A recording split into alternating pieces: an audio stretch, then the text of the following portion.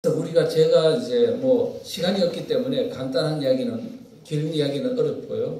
저의 사상적인 공부의 스승이신 양도환 교수님은 이미 36년 전에 1988년 우익은 죽었는가라는 글을 현대공론에 냈는데요. 그때 벌써 이미 뭐라고 말했냐면, 이런 식으로 가면 언젠가는 모르겠으나 10년 후가 될지 아니면 한 세대 30년 후가 될지 모르지만 반드시 좌익이 정권을 잡는 사태가 벌어진다. 완전한 공산 정권이 들어선다고 이야기했고요.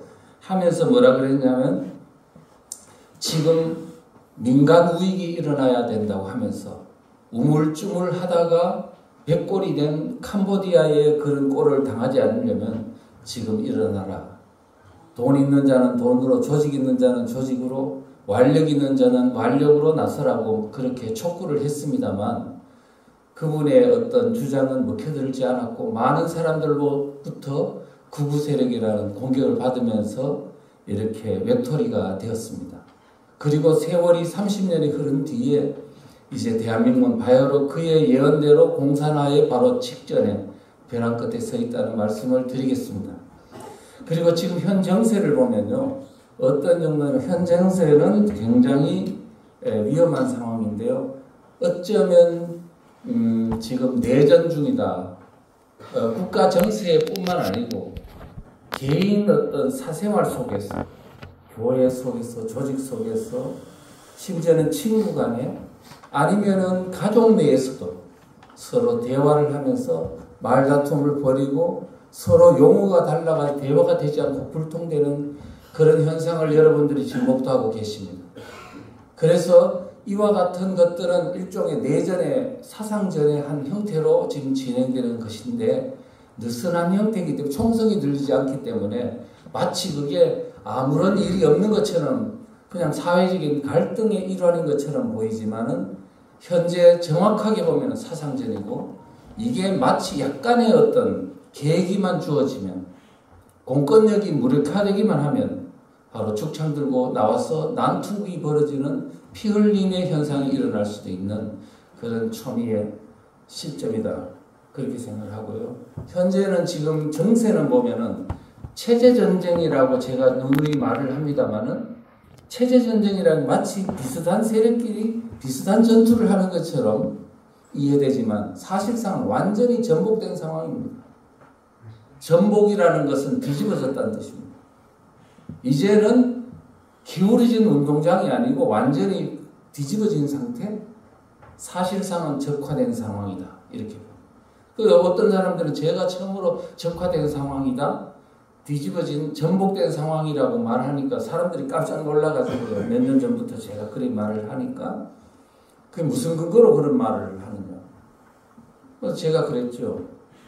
전복된 상황은, 왜냐하면 지금 주사파들이 대한민국의 정치, 경제, 사회, 문화, 심지어는 뭐 교육에 이르기까지, 종교에 이르기까지 모든 분야에 다 그들의 우세가 이미, 지배력이 이미 있는 상태고, 심지어는 마을에 있는, 읍면동에 있는 주립자치회까지도 완전히 좌파들이 장악할 수 있는 그런 상황으로 되어 있습니다. 거기다가 문재인 정부 5년을 거치면서 법제화 작업이 많이 완료가 됐어요. 베네수엘라는 사회주의 체제로 만드는데 49개 법률로 체제를 바꿨습니다. 그런데 지금 문재인 정부 동안에 몇 개의 법률이 개정되었냐 하면 4025건입니다. 조례는 8만 건이 넘습니다. 그리고 대기하는 법률이 있잖아요. 14,000건, 18,000건인가 이 정도 됩니다.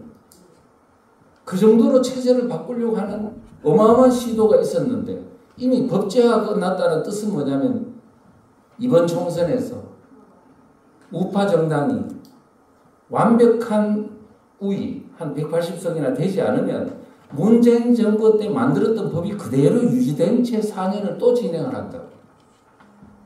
그 정책의 법에 의해서 정책이 시행이 되고, 그 정책에서 국민이 거기에 직접 영향을 받게 되면서 이제 대한민국은 스스로 이 체제를 다시 바꿀 수 있는 힘이 사라지는 겁니다. 그래서 저는 지금 이번 총선이야말로 대한민국이 이제 마지막 숨을 거두는 잘못하면 마지막 숨을 거두는 그런 결정적 시점이 될 수 있다고 저는 은히 말하고 있습니다. 지금 여러분들은 아직 전복됐다고 말하는 거 잘 모르시는데요. 제가 예를 하나 들어드리겠습니다. 여기 보시면요. 2000년도에는요. 우리 이른바 좌파정당, 좌익정당이라 하는 게 있었나 하면 없었어요. 그냥 혼합정당 정도, 잡탕정당을 할 수 있는 그런 정도. 그러니까 지금 민주당이 전신은 그때 새천년 민주당에서도 국회의원이 115명이 었는데 그것도 약간 좌익 세력이 일부 이제 그때 주사파들이 몇 명이 들어갈 정도였지. 그렇게 좌익 정당을 지향하는 사회주의를 지향하는 정당은 없었다고요. 그때 민노당이라고 하나 겨우 생겼는데 국회의원 한 명도 없는 정당이었습니다. 그런데 2008년도를 거쳐서 2012년도 총선 직전에는 민노당이라고 있었는데 그게 통합진보당으로 바뀌었습니다. 그때 민노당의 숫자가 한 5석. 그밖에 없었어요. 그런데 지금 10년이 흐른 후에 2023년도 현재 정당 2024년도입니다만은 혼합정당이라 하면 이게 사상이 혼합적으로 섞여 있는 정당. 그게 더 국민의힘당입니다. 우경정당이 기본적으로 우경정당이라 하지만은 그게 중도도 있고 좌경도 있는 이런 정당입니다. 그게 있고 지금 112석이고요. 그 다음에 좌익정당이라고 말할 수 있는 좌파정당이라고 말할 수 있는 것은 더불어민주당이 168석, 진보당, 정의당, 녹색당, 노동당, 지역당 연합, 새진보연합 지금 이게 기본소득당에 바뀐 건데 이 등등등 조국신당까지 만들어져서 이제는 좌익정당이 우죽선처럼 확대된 상황이다. 지금 이 정당의 어떤 사상적 노선만 봐도 이미 완전히 전복됐다. 이렇게 말할 수 있습니다. 거기다가 이석기가 완전히 대한민국에 처음에는 민노당에 들어갔다가 통진당 만들었다가 지금 민주당을 먹어버렸습니다. 민주당의 주도적인 배후 역할을 하고 있다. 이 정도 전복됐는데도 국민들이 아직도 지금 상황이 자유민주주의 체제가 잘 지켜지는 줄 안다면 이거는 까막눈인 거죠. 그래서 지금 국민들 보는 사이에 대한민국은 죽느냐 사느냐 지금 현 시점에서 볼 때 운명의 갈림길이 놓여져 있습니다. 이거는 모두 대한민국의 국민들의 선택에 달린 문제다 이렇게 생각합니다.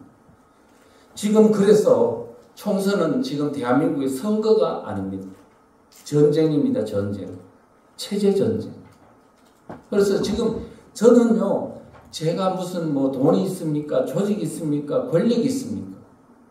그런데 지금 뭐냐면 제가 이분 도와주고 저분 도와주고 저 단체 도와주고 이 단체 도와주고 다 했습니다만은 도무지 이 위기에 대한민국을 깨어나게 하고 이끌어갈 주체는 대한민국은 전혀 보이지 않습니다. 그래서 하는 수 없이 아는 제가 이제 할 수 없이 나설 수밖에 없다 해가지고 제가 지금 소책자를 만들어 가지고 이제 국민들 깨우기 운동에 나섰습니다. 이 소책자는 국민들 모르는 사이 공산으로 가는 대한민국, 국민들 모르는 사이 허물어지는 대한민국, 이 책자를 만들어 가지고 이제 국민 깨우기 운동에 나섰는데요. 그러다 보니까 이제 그동안에 낭망하고 있던 분들, 양동환 교수님 같은, 이인호 교수님 같은 또는 등등등 많은 어떤 우리 이 권위 있는 인사들이 너무 좋아하시더라고요. 지금 전혀 희망이 보이지 않아서 절망 가운데 있었는데 그래도 아는 사람이 나서줘서 고맙다고 많은 인사를 하시더라고요. 그리고 나서 그 다음에 유튜브 같은 데서도 했더니 얼마나 폭발적인 반응을 보이냐 하니까 고성국 TV에 갔더니 막 이 책을 주문하는 게 폭발적이어가지고요. 전화를 받을 수 없을 정도로 많이 이렇게 호응을 해주고 그 다음에 BJ토리라는 유튜브를 아시는지 모르겠는데 거기에서 제가 1시간 반 정도 이 책자를 가지고 토크를 했어요. 토크를 했는데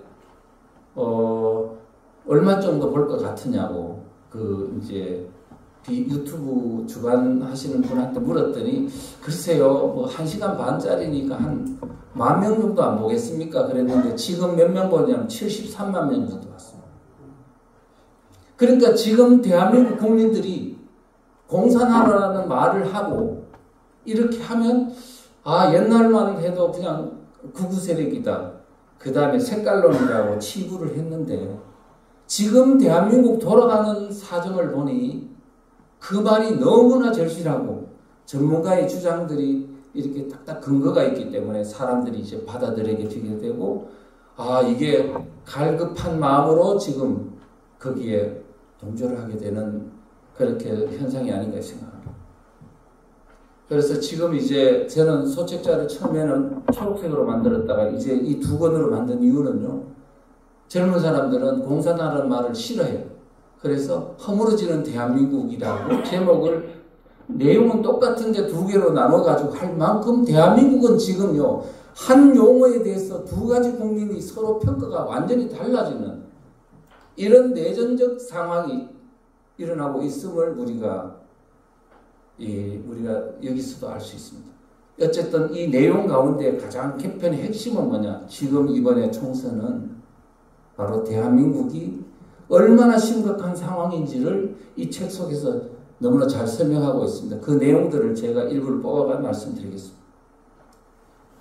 우선은 지금 오늘 2024년도 총선의 어떤 이 야권에서 하는 총선 전략이 얼마나 위험한 전략을 쓰고 있는지를 제가 설명할 텐데 이 설명을 하기 전에 2012년도 총선 대선 전략을 이해해야 그게 지금 복제된 어떤 확장판으로 새롭게 지금 이게 등장하고 있다는 겁니다.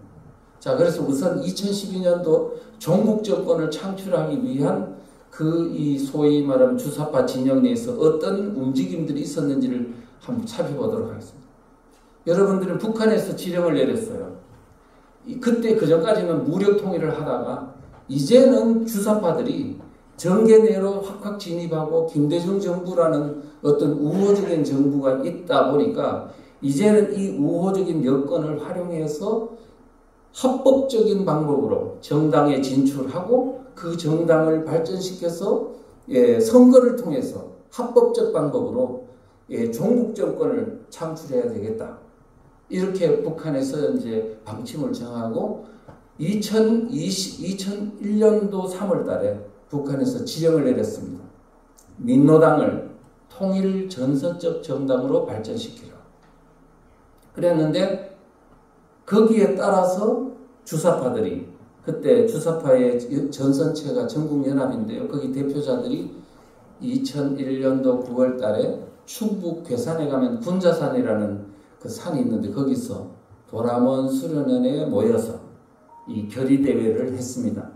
3년의 계획, 10년의 전망이라는 어떤 캐치프레이즈를 가지고 회합을 했는데 그 핵심 내용은 무엇이냐 하면은 이런 겁니다. 쉽게 이야기하면 민노당 내로 그때 NL 주사파들은 합법적 정당으로 진출하지 않고 있었어요. 그랬는데 이제 지금부터는 북한의 지령에 따라 합법적 정당 민노당으로 진출해서 PD계열이 만든 민노당이었는데 그거를 NL들이 장악한다. 3년 내에 당권을 장악하겠다. 그 다음에 이 정당을 발전시켜서 10년 내에는 정권 잡겠다. 주사파가 정권 잡겠다는 뜻은 종북 정권을 2012년도에 창출하겠다는 겁니다. 2012년도 대선에서 선거에 임해서 주사파들, 종북 세력들이 그야말로 종북 정권을 장악하고 그리고 북한하고 연방제로 적화통일하겠다고 결의한 겁니다. 여기서. 자, 이렇게 결의했는데 그리고 나서 바로 주사파들이 우후죽순처럼 민노당 내로 진입해 들어갔습니다. 2001년도 12월부터 진입해 들어가서 3년 내에 당권을 완전히 장악했습니다. 3년 내에 당권을 장악하겠다는 그들의 어떤 계획이 정확하게 맞아떨어진 겁니다. 2012년도에는 대선에서 정권 잡겠다고 했는데 그거는 그때 당시 저는 말도 안 된다. 어떻게 해가지고 지금 그 민노당이란 국회의원도 한 명도 없는 정당을 당권을 잡는 거는 가능하겠지만 모든 국민의 선택을 받아서 일당이 되어야 하는 대통령 선거에서 정권을 잡겠다고 이렇게 생각했습니다. 그런데 2012년도 대선을 바라보면서 정말 될 뻔한 상황을 보고 제가 얼마나 놀랐는지 모릅니다. 이와 같은 정말로 뛰어난 정치적인 어떤 권무술수가 있는 그들이 이제 그때하고 비교할 수 없을 만큼 우호적인 상황이 지금 전개되고 있는 현재 대한민국 상황에서 그들의 정권을 창출하겠다고 지금 전략전술을 복잡하게 만들어가고 있는 것은 제가 볼 때는 매우 무서워해야 될 현상이다. 이렇게 이제 생각이 듭니다. 그런데 얼마 전 2013년도 그때 아로 사건 직후에 이 신문에 났어요. 군자산의 약속 이석기 이런 사진이었어요. 지금 그때 군자산의 약속에가 주사파들이 민노당 내로 들어간다고 했는데 그것이 과연 누구를 염두에 두고 한 것이냐 하면 이석기를 염두에 둡니다. 그래서 사실은 3년 안에 당권 장악한다고 했는데 2004년도에 정확하게 당권을 장악했고 그 다음에 2006년도 초에는 뭐냐면 이석기가 당권을 완전히 경기동부연합 이석기가 주도하는 세력이 민노당의 당권을 완벽하게 장악을 했고 그 이후 한 번도 당권을 뺏기지 않았고 지금 대한민국에 완전히 뭐냐면 정치, 경제, 사회, 문화의 지배적인 역할을 담당하고 있습니다. 그래서 지금 제가 왜 2024년 총선을 이야기함에 있어서 왜 이석기를 이야기하냐면 지금 그가 움직이는 대한민국에서 지금 지배력을 확장해 나가는 역사를 보지 않고서는 오늘날 대한민국의 위기를 이해할 수 없기 때문에 그렇습니다. 그래서요, 이석기가 당권을 장악하는데 핵심적 역할을 한 건 누구냐 하면 북한입니다. 여러분, 김승규 국정원장님 아시죠? 그분이 국정원장에 있었고, 저는 국정원에 이제 교수로서 이제 있었던 사람인데, 그때 김승규 원장님이 수사를 해가지고 1심에 간첩단을 적발해서 이제 폭로를 하게 됐죠. 그런데 그 1심의 사건의 핵심이 뭐냐 하면 여러 공작이 있었습니다만 핵심은 정치 공작인데 이석기를 민노당 내 당권을 장악하도록 공작했던 그것이 핵심입니다. 2005년도에 최기영이라는 사무부총장을 포섭을 해가지고 거기서 민노당의 주요한 당직자 300명 명단을 입수해가지고 북한에다가 주고 북한은 그때부터 민노당을 컨트롤합니다.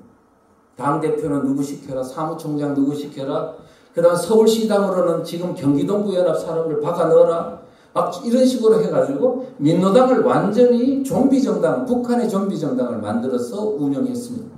그러면서 전부 다 민노당 내에 이석기의 경기동부연합이 민노당을 완벽하게 장악하도록 하다가 김숙기 원장님의 1심의 사건을 적발하는 바람에 그게 이제 국민들한테 들통났습니다. 만약에 그때 그 사건이 들통나지 않았으면 대한민국은 지금쯤 적화 상태에 들어갔어요.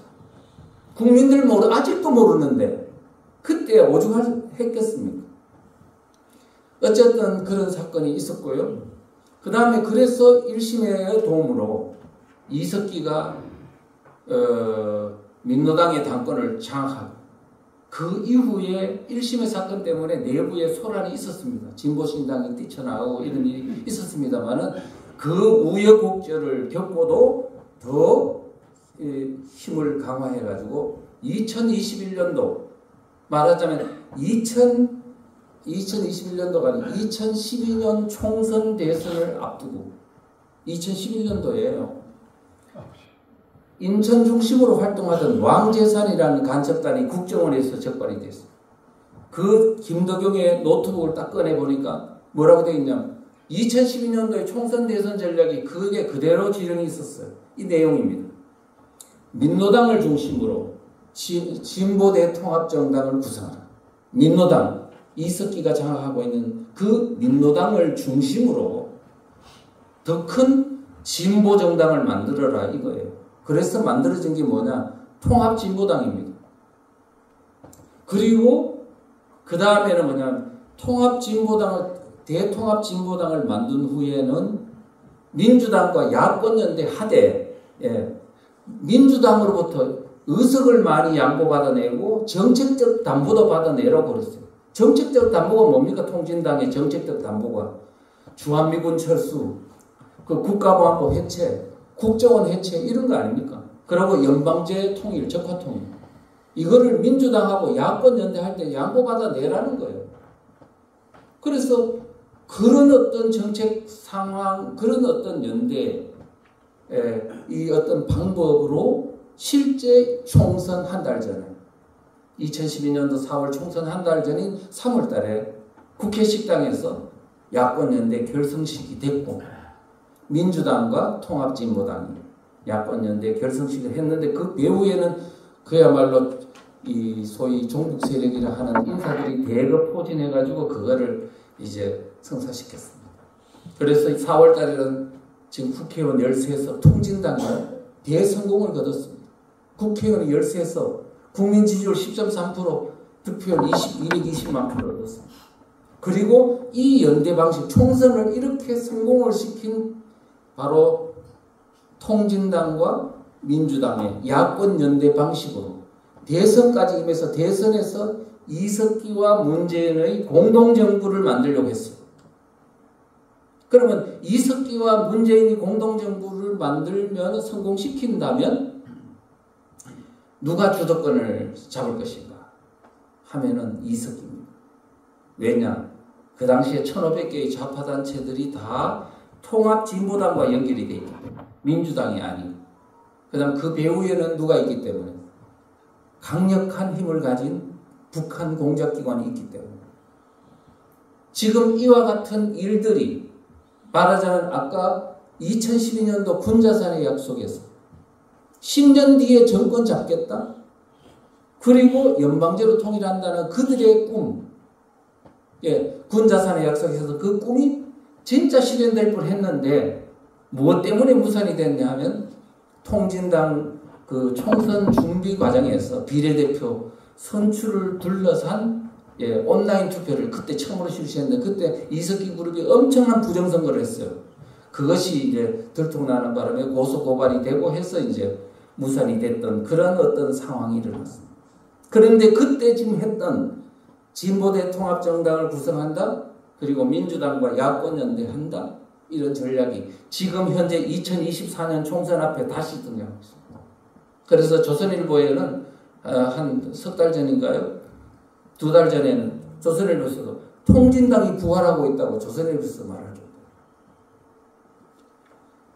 그래서 지금 이제 이석기의 경기동부연합은 여러분 아시겠지만은 국회의원이 당선이 됐잖아요. 2016 총선에서 당선되고 그 다음 해인 2013년도 5월 달에 곤지암에서 마포에서 자기가 거느리고 있는 RO 조직, 지하혁명 조직들을 구성원들을 다 모아놓고 회합을 하면서 뭐라고 말했냐면 북한이 남침을 하면 내용을 했어.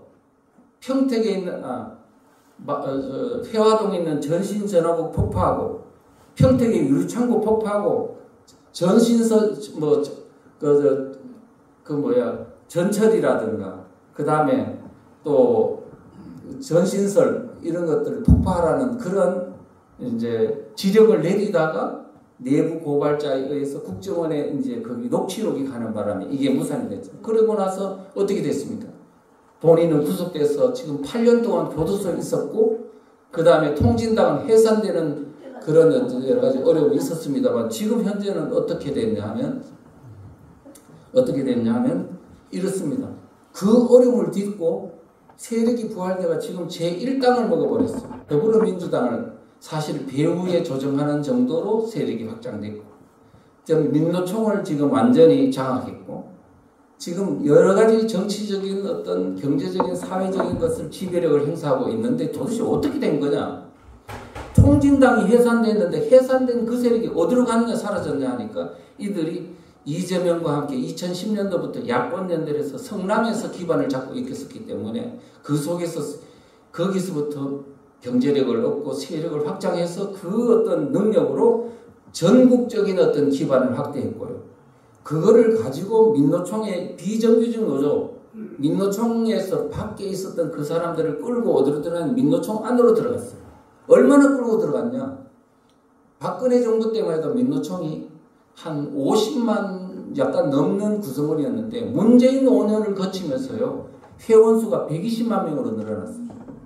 거기에 누가 들어갔냐 하니까 거기에 택배노조, 마트노조 뭐 이런 온갖 중소기업들이 있는 노조도 되지 않는 어떤 그런 세력들을 다 끌고 들어가서 이제는 경기동부연합이 2021년도 12월 달에 완전히 위원장으로 단독 당선되면서 지금 작년에 재선까지 됐습니다. 양경수라고. 그래서 지금 이석기 그룹이 민노총을 완벽하게 장악했다. 그래서 그 민노총 산하에는 보면 공무원 노조도 있고 정교조도 있고 그다음에 언론 노조도 있고 모든 지금 이런 대한민국에 있는 핏줄과 같은 어떤 세력들이 바로 경기동부연합에 딱 장악당해 있는 상황이고 그 다음에 지금 이들이 이제 문재인 정부를 거치면서 그동안의 고난을 딛고 그 다음에 이제는 완전히 우후죽순처럼 확장을 했는데 통합진보당이 해산되자마자 그거를요 다시 진보당이라는 걸 부활시켜서 가지고 지금 국회의원 한 명 당선됐습니다. 그 다음에 이 사람들이 또 어디로 가냐 이재명과 함께 다시 경기도로 갔다가 지금은 어디로 가냐 더불어민주당을 완벽하게 장악했습니다. 자기 앞에는 한총련이라는 똘마니들을 앞세워가지고 이제는 모든 조직망을 장악했고 당 외곽에 있는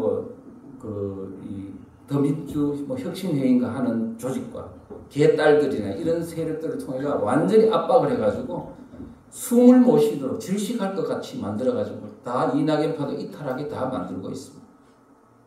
이제는 이번 공천을 통해서 완벽하게 경기동부연합과 한총련의 정당으로 완전히 탈바꿈해서 이제 총선이 지나면은 이거는 이제 거의 통진당화가 될 것이다. 이렇게 이제 예측할 수 있습니다. 자, 그렇다는 말씀을 드리고요. 그래서 지금 이제 자유일보라는 그 신문에서 재밌게 써놨던데 요거는 좀 이따 설명 다시 하겠습니다. 자, 그러면 이제 본론 들어갔어요. 2024년 총선 전략과 종북정권 창출 기도라는 이제 요 말씀을 좀 드리겠는데요. 지금 우선은 저는 지금 2024년도 총선을 앞두고 이 사람들이 어떤 총선 전략을 이제 완전히 수립해서 이제는 모든 총선 전략이 내 눈에는 이제 다 이제 어느 정도는 들어왔습니다. 그러면 결론을 내리면 이 사람들이 쓰고 있는 지금 총선 전략은 무서운 전략인데 2012년도에 총선 때 썼던 통합진보당 만든다. 그 다음에 그리고 민주당과 야권 연대한다는 이 어떤 전략의 부활판이기는 하지만 그때하고는 비교할 수 없을 만큼 어마어마한 어떤 더 결합력이 강하고 더 규모가 크고 이제는 어떻게 수습이 불가능할 정도의 상황까지 지금 확장되어 있다. 그래서 제가 왜 이런 이야기를 하느냐 하면은 우리 일반 우파들은요 이번에 국민의힘당이 이 여론조사하면은 이길 것 같이 나오니까 또 한동훈이라는 걸출한 또 이런 인물이 나와가지고 상당히 이렇게 리더십을 발휘하면서 이렇게 하니까 국민의힘당이 이길 것 같다, 우경정당이 이길 것 같다는 그런 확신을 갖는 것 같아요. 그런데 지금 이 상황에서 물밑에서 그들이 지금 총선에서 작전 짜고 있는 것을 보지 않고 그냥 단순하게 이기는 것만 보는 거예요. 그럼 비슷비슷하게 이겼다고 치자고요. 그런데 지금 어쩌면은 제가 볼 때는 이 지금 야권에서 종북 세력 내에서 국민의힘당한테 약간 져주고 그 틈에 어떻게 보면 완전히 지금 야권 정치판을 완전히 다 물갈이를 하는 겁니다. 종북 주도 세력으로 완전히 정치판을 더불어민주당 야권의 모든 걸 정치판을 싹 세팅해 놓고 지금 약간 져주는 거는 사람들이 또 우리 우파들은 방심 잘하잖아요. 특기가 방심이니까. 그러니까 위로받기를 원해요. 그래서 현실을 직시하지 않습니다. 그러다 보니까 이제 그거를 잘 이용해서 이제 싹 세팅을 해놓고 그 다음에 이제 그러고 나서 어떻게 하냐. 이제 앞으로 대선이 다가갈 때까지 조직력을 강화해서 이거 고구마를 계속 굵히는 겁니다. 그래서 지금 몇 개의 막 이런 정당들이 나중에 대선 때 가서는 전부 다 연합을 하는 겁니다. 단일 후보 내세워서. 그러면 대한민국 그때로 저는 종말이 온다고 봅니다. 그럼 지금 현재 이 상황이 되기 전에 우리는 어떻게 해야 될 것이냐 하면 현재 이 진행되고 있는 이 상황들을 국민들한테 다 낱낱이 알려주는 역할을 하는 것으로 지금 사상전을 하는 것으로 지금 이 총선에 임해야지. 앉아가지고 계속 유튜브나 보면서 침대 위에 앉아가지고 위로받고 이거 아니라는 거죠. 제가 그런 말씀드려요. 지금은 거리로 나와야 됩니다. 거리로. 한 사람이라도 더 깨우쳐야 된다. 그런데 여러분이 어떻게 깨우치냐고요. 이렇게 복잡하게 얽혀져 있는 것을 깨우칠 방법이 있습니까? 그래서 제가 이런 책을 만들어가지고 지금 이걸 그냥 전파해주면 되도록 지금 다 해놨으니까요. 그래서 지금 많은 단체들이 지금 호응을 해주고 있거든요. 자, 우선은 이 사람 어떤 움직임이 있었는지 그걸 좀 설명하고 마지막에 들어가겠습니다. 처음에는요, 정의당이라고 있죠. 정의당이라고. 그 정의당에서 뭐라고 하냐면, 이번 총선을 앞두고 선거연합정당을 만들자라고 하면서 지금 그러니까 과거 2012년도 통합진보당 만드는 그거를 다시 이제 부활시키는 거예요. 뭔가 선거를 위해서 통합정당을 하나 만들자. 새로운 진보대 통합정당을 만들자고. 그러면서 5개 당을 거명했어요. 진보당이 중심이 되고, 정의당이 중심이 되고, 진보당, 녹색당, 노동당, 지역당 연합, 이런 5개의 정당이 참여하고, 그 다음에 민노총이라는 것도 사실은 정치 조직이니까 거기도 합류하는 이런 거대한 새로운 진보대 정당을 만들자. 이렇게 이야기를 했어요. 그렇게 했더니 어떻게 됐냐. 그림으로 그리면 이 정도 되는 거예요. 5개 정당이 중심이 되자 하자 했더니 사실은 진보당이 말하자면 통진당의 후신 진보당이 이 지금 군소정당의 우리 속된 말로 하면 오야봉 아닙니까? 배후에는 이석기 그룹이 있으니까. 이 진보당이 딱 다시 나서가지고 정의당에 제안이 돼서 거부를 딱 하는 거예요. 정의당이 중심이 되는 이 진보대 통합정당 그 다음에 임시적인 총선을 위해서 이렇게 임시정당을 만들자는 제안인데 노라고 하면서 정의당, 진보당이 이제 자기들의 주장을 했습니다. 이 5개 정당만 하지 말고 나머지 재정당들도 다 넣자. 민노총 거기도 다 들어가고요. 그 다음에는 뭐냐면 정당 밖에 있는 정치 세력까지 완전히 다 집어넣어서 거대한 새로운 신당, 임시정당도 아니고 완전히 정상적인 정당을 만들자고 주장을 했습니다. 그거 보니까 과거에 통합진보당 만드는 그 형태로 이제 새로운 정당을 만들자는 거예요. 그러면 정의당의 방식과 여기 다르지만은 어쨌든 통합하겠다는 거는 똑같거든요.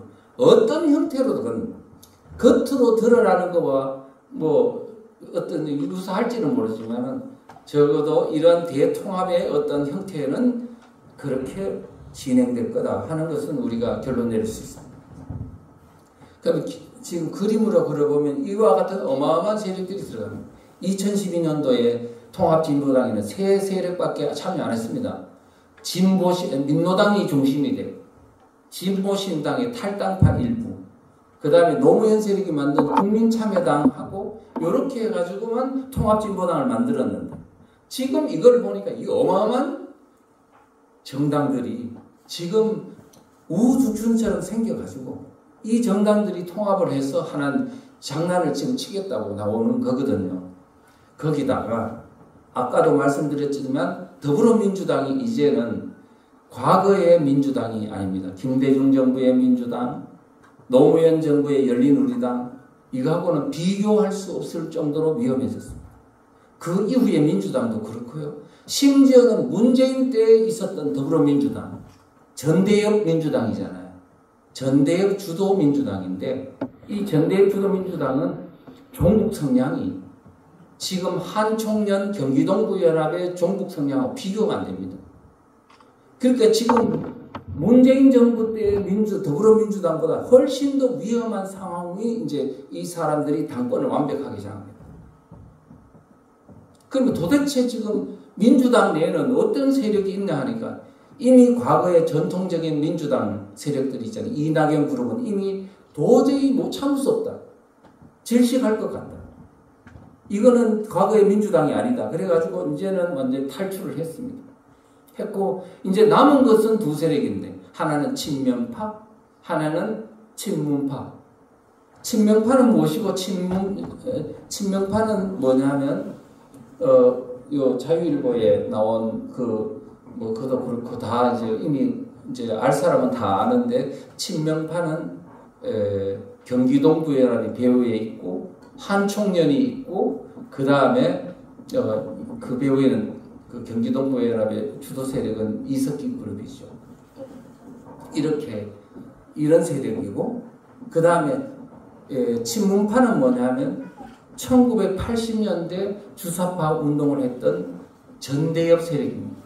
그러니까 친명파는 1990년대 지하운동을 했던 혁명 세력이고 그 다음에 친문파는 1980년대 586 주사파 운동권이에요. 그런데 지금 누가 더 강하냐? 경기동부연합과 한총련이 훨씬 더 지하혁명 세력이니까 훨씬 강하고 북한하고 바로 이 라인이 살아있는 조직이죠. 그런 조직들이 주도권을 갖고 그 다음에 이제는 문재인 세력을 몰아내는 겁니다. 그래서 종북끼리 지금 전쟁을 하고 있다고.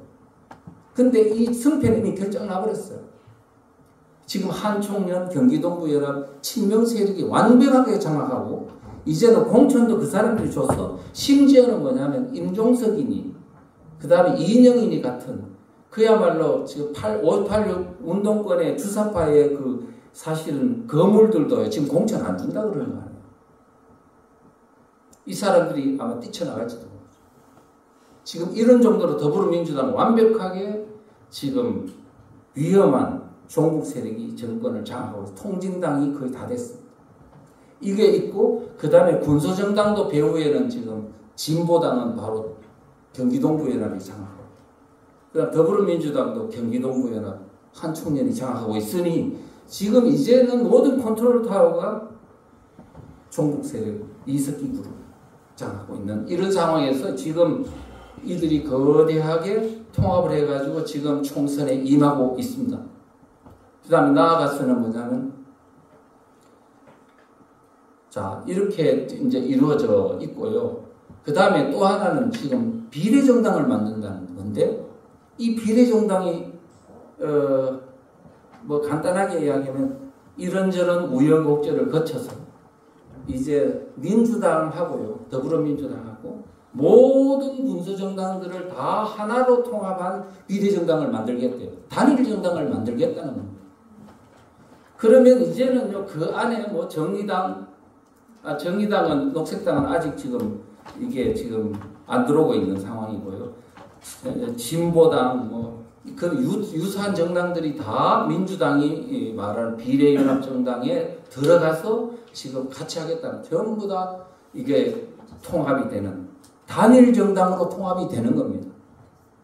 과거 2012년도에 총선에서는요 야권 연대를 하면 통합진보당하고 민주당하고 다른 당이고 통합을 안 했다는 얘기입니다.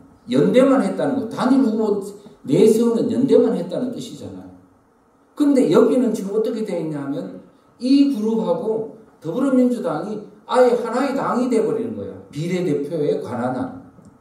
그 뜻은 뭐냐면은 이미 노선이 같다는 얘기입니다. 지금 거의 이러니까 조국이라는 사람이 지금 뭐라고 하냐면 이번 총선에서 200석을 얻어야 된다고 그러는 거예요. 그러기 위해서는 모든 재정당을 다 모아야 돼요. 이준석, 이낙연 그룹까지 다 집어넣어가지고 이제는 총선에 임해서 200석을 얻겠다. 이렇게 말할 상황입니다. 그래서 지금 이와 같은 움직임들을 모른 채 그냥 단순히 총선에서 이기면 된다고. 뭐 어떻게 이깁니까?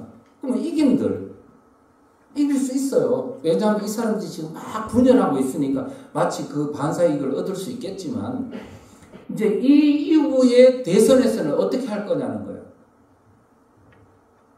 저는 그런 것들이 이제 그래서 지금 제가 이 그림을 그려보면 그 재분소 정당들의 어떤 그룹과 그 다음에 더불어민주당이 완전히 거대한 비례정당이라는 하나의 당으로 이제 통합이 되고 그러면서 뭐가 있냐면 여러분 잘 아시죠? 광우병 촛불 시위 때 운동했던 놈들 그 다음에 지금 세월호 때 그 다음에 윤석열 대통령 반대하는 이 투쟁했던 거대한 거친 왜 거리 세력들 광경 세력이 있죠. 이 사람들이 지금 이 비례정당 안에 다 우죽순처럼 들어갔어요. 이제 그러면은 완전히 이제 대한민국의 정치판은 이제는 이렇습니다. 자, 대한민국 원래 선거는요.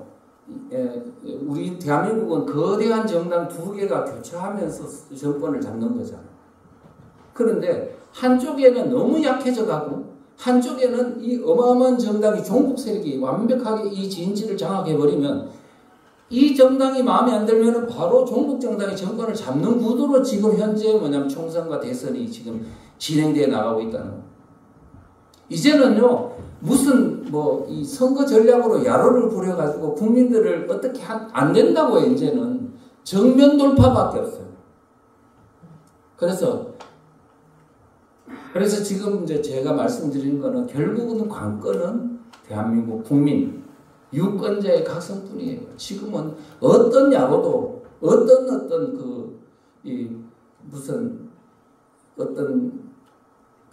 정통적인 그런 기본적인 방법이 아닌 다른 어떤 꼼수로 예를 들면은 민생 문제를 이야기해서 또는 중도가 좋아하는 뭐를 해서 이렇게 해결될 수 있는 상태를 이미 훨씬 넘었어요.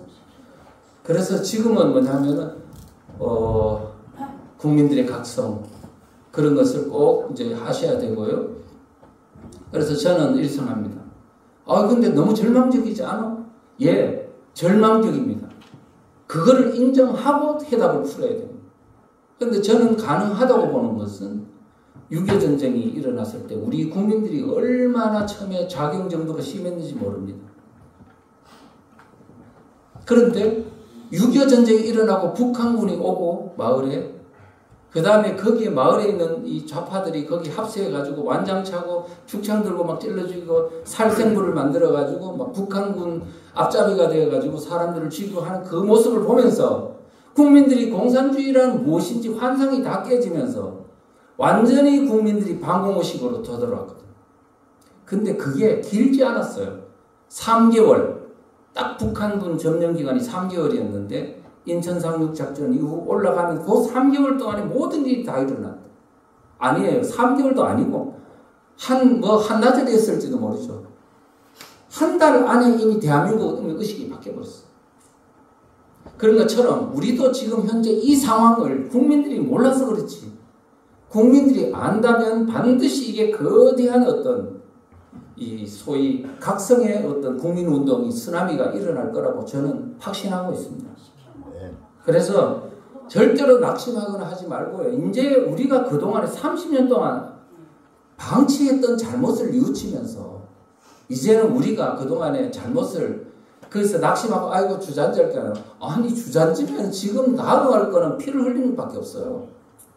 그래서 지금은 이제는 국민들을 깨우는 운동을 하는데 방법은 뭐냐 하면은 제가 이야기하는 거는 절대로 나무 잎을 따려 하지 마라.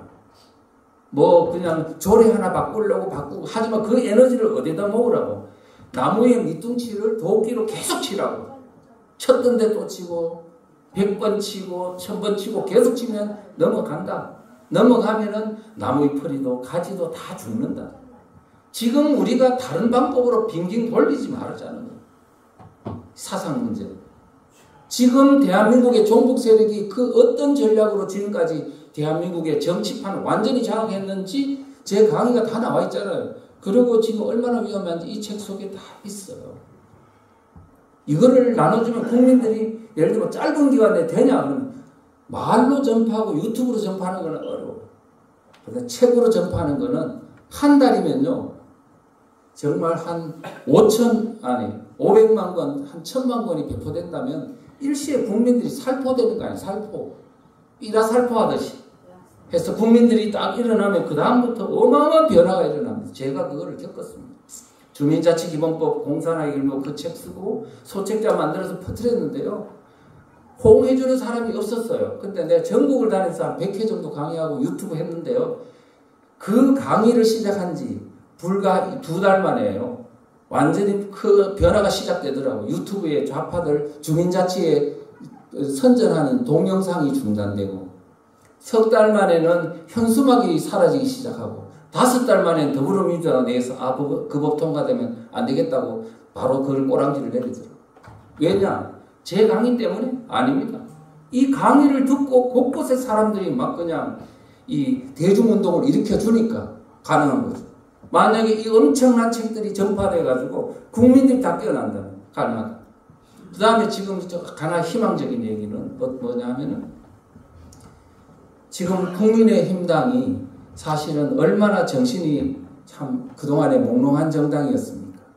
선거하면서 사상전을 한 예가 없어요.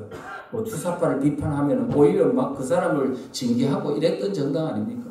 근데 이번에 한동훈 비대위원장이 이제 그 비대위원장이 되어가지고는 뭐라고 했냐면 이번 총선은 캐치프레이즈를 바로 운동권 심판론, 운동권 청산론으로 하겠다 해가지고 계속 그 사람들을 지금 직격하고 있습니다.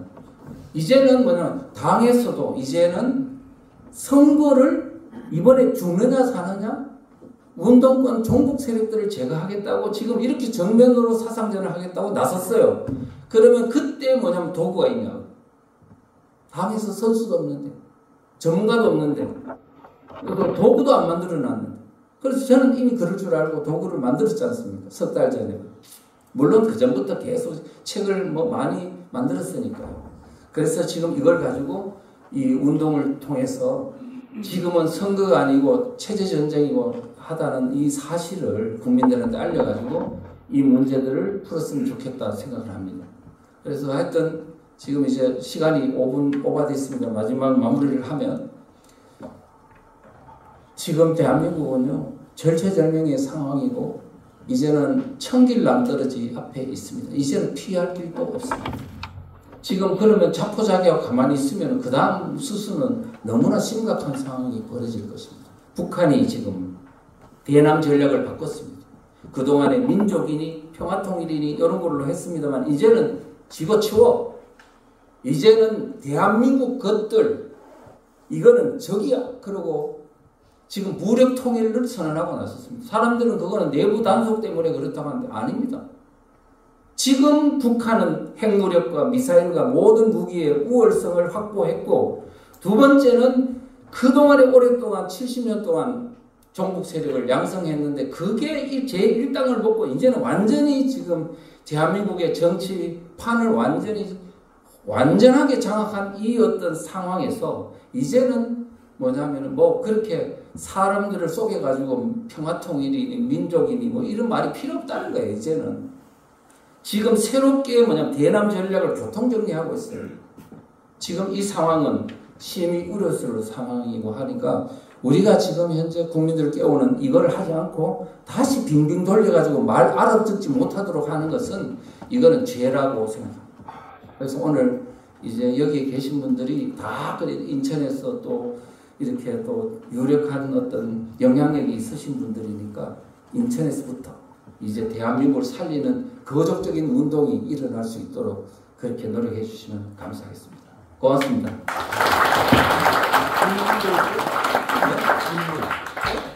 질문하세요. 질문을 하십시오.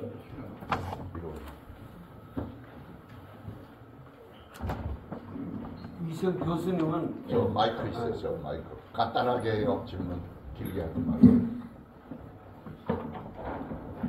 새벽에 특강 잘 들었습니다. 네. 이승 교수님은 보수 아이콘입니다. 우리 박수 한번 쳐주시다.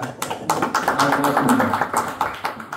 헌법이 민주당인데 누구 말만 또 불판을 좀 총선 때 바꿀 수 있는 방법이 전례가 없는가요? 네? 헌법이 민주당을 하고 있는데 지금 108석으로 해가지고 네. 정치판 불판을 바꾼다. 거기 불판 바꿀 수 있는 방법이 있을까요? 이걸 바꿀 수 있는 방법? 네. 총선에서 이기는 방법밖에 없죠. 지금 그 사람들은 총선에서 압승해서 헌법을 바꾸려고 해요. 우리도 지금 우리는 어떻게 해야 되냐면 헌법을 지금 바꾸면 우리는 불리할 수밖에 없어요. 그러니까 뭐냐면 지금 어쨌든 지금 이 정치 판세를 바꾸고 그 다음에 그들이 만들었던 법을 완전히 새롭게 바꾸는 그렇게 하고 국민들을 깨우면 모든 일이 다 되니까 일단 그것부터 시작합니다. 잠깐 좀 간단하게. 예.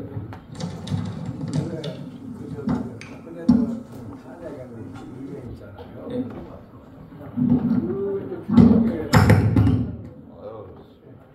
간단하게만 말씀. 네, 간단하게. 그 주동에 그 김무성이 유성민이고 김성태, 권성동이 이제 5적 이게 주로 앞장서서 했거든요. 예. 이 친구들 색깔이 뭐예요 지금? 지금 저기 탄핵 때 주범 말하는 거죠. 예, 그거는 지금요 그 사람을 그 논할 때가 아닙니다 지금. 그거는 뭐냐면 그때는 그 사람들은 뭐냐면 박근혜 대통령에 대한 사감이 있거나 여러 가지 이유 때문에 그렇게 했는데 결국은 이 어마어마한 어떤 대한민국이 무너지는 그 엄청난 결과를 낳고 보니 그 사람들도 상당히 지금 보니까 내가 만나 보니까 괴로워하더라고. 그래서 이제 우리가 지금 이 현재 과거의 어떤 그런 문제는 일단은 논란을 접고 지금 현재 당면한 문제에 집중해야 된다 말씀드리겠습니다. 자, 박수 네. 하십시오.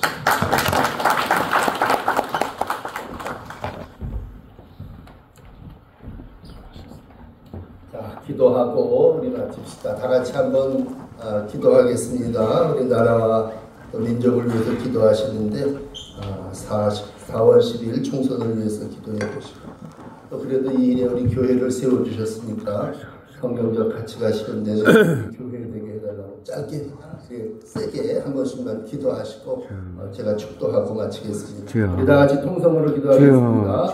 주여 오늘도 우리를 불러주시고 세워주시고 귀한 일에 하나님 경청하게 하시고 이를 가져 또 2천 것을 보내주셔서 하나님 민족을 그 자의 보수 가짜게 시공도하시옵소서 영광받아시옵소서 명령에서 자의 하나님께 하나님을 지키셔서 정말로 이 일에 강간모든 제자들을 세워주시고 하나님의 교회를 통해서 기도하게 하시고 성도를 깨우게 하시는 사명 허락하여 주셨으니 감사합니다. 아버지 하나님 소리게 하시고 하나님 말씀 세워주시는 귀한 자리게 하시고 주의 영광 드러내는 선한 길을 걸으시는 축복해 주시옵소서. 주여 감사합니다. 이 모든 말에 하나님의 주님께서 성령이 성령 주시고 예수님 하나님의 놀라운 복으로 함께하여 주시옵소서. 아멘. 이제는 우리의 길과 진리와 생명 되신 구주 예수 그리스도의 은혜와 하나님 아버지의 한결같으신 끝까지 사랑해 주시는 사랑하심과 주여. 성령님의 깨닫게 하시고 세임하게 하시는 축복이 우리 크리스찬 포럼과 함께 참여한 모든 이들 속에 영원토록 함께하여 주옵시기를 간절히 축원하옵나이다. 아멘.